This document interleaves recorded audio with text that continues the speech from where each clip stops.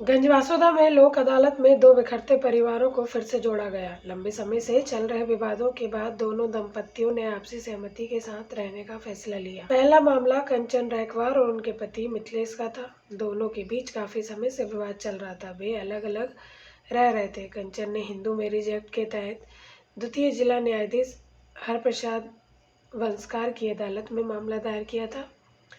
लोक अदालत में न्यायाधीश ने दोनों को बुलाकर समझाइश दी, वैवाहिक जिम्मेदारियों पर, पारिवारिक मूल्यों पर चर्चा की। इसके बाद दोनों ने मतभेद भुलाकर साथ रहने की सहमति दी।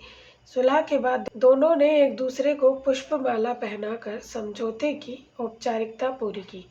दूसरा मामला बेदनखेड़ी निवासी प्रियंका और अशोकनगर जिले के आमलपुर निवासी घनश्याम कुशवाहा का था। दोनों का विवाह 2015 में हुआ था। उनके दो बच्चे। लोक अदालत में समझाइश के बाद इस दंपत्ति ने भी साथ रहने का निर्णय लिया।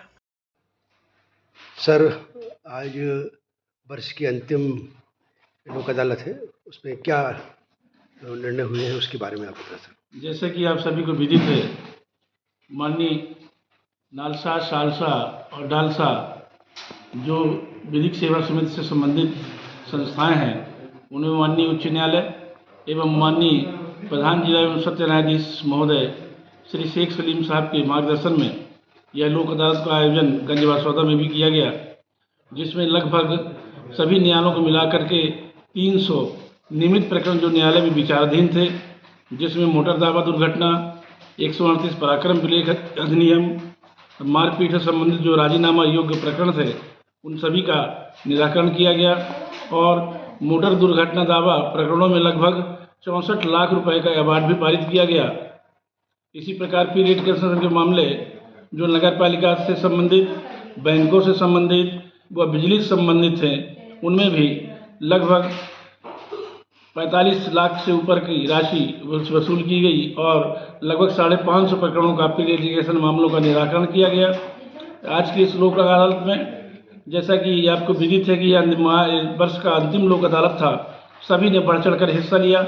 हमारे गंजवासौदा वार्ड के समस्त सम्माननीय अधिवक्तागण, पक्षकारगण, कर्मचारीगण एवं सभी के सहयोग से इस लोक अदालत का सफल आयोजन हुआ। एक बात और थी कि एक पति पत्नी कंचन रैकवार पत्नी ने एक तलाक का दावा मेरे यहाँ लगाया हुआ था, जिसके संबंध में कई सालों से पति पत्नी पृथक रह रहे थे और अथक प्रयास के बाद आज न्यायालय में उन्हें पुनः दोनों पति पत्नी एक दूसरे को वरमाला पहना करके आपसी समझौता कर अपने घर के लिए प्रस्थान किए गए। हम लोगों ने उनके सुखल वैवाहिक जीवन को पुनः स्थापना के लिए आशीर्वाद दिया और सभी से यह कामना की कि उनका परिवार अच्छे से चले।